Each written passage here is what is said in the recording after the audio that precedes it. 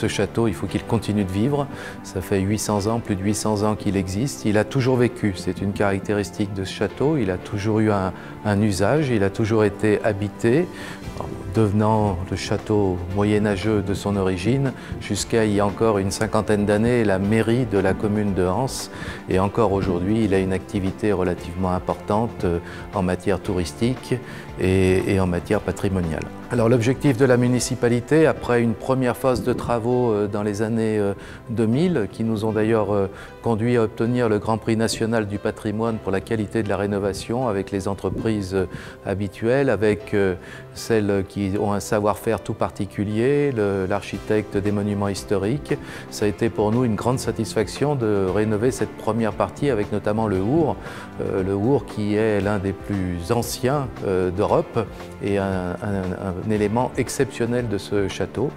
Il restait toute une autre partie qui menaçait malheureusement de s'effondrer pratiquement et qu'il fallait sauvegarder avant même de mettre en valeur. Et nous avons fait le pari de non seulement la sauvegarder, mais également de la mettre en valeur grâce à des partenaires.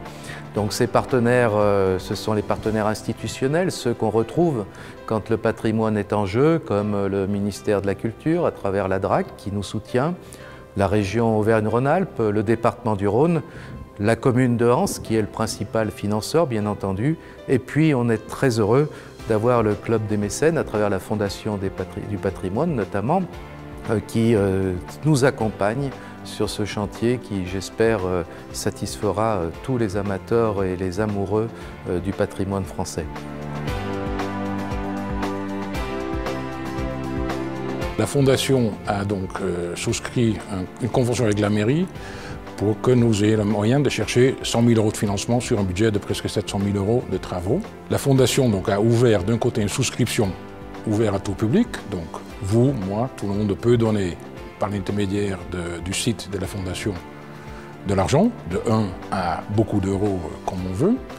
Et d'autre côté, donc, la Fondation, par l'intermédiaire du Club des mécènes du Rhône, qui est donc basé à Villefranche, a demandé à aider aussi. Et nous avons donc, en tant que club de mécènes, déjà mis un premier chèque sur la table de 10 000 € pour amorcer le système. Et donc, dans le club de mécènes, nous sommes 9 membres aujourd'hui. On est des petites entreprises locaux qui tiennent beaucoup à préserver et à conserver le patrimoine français tel que ce château, comme d'autres projets que nous avons déjà aidés depuis 2017 dans la région de Villefranche et du Beaujolais.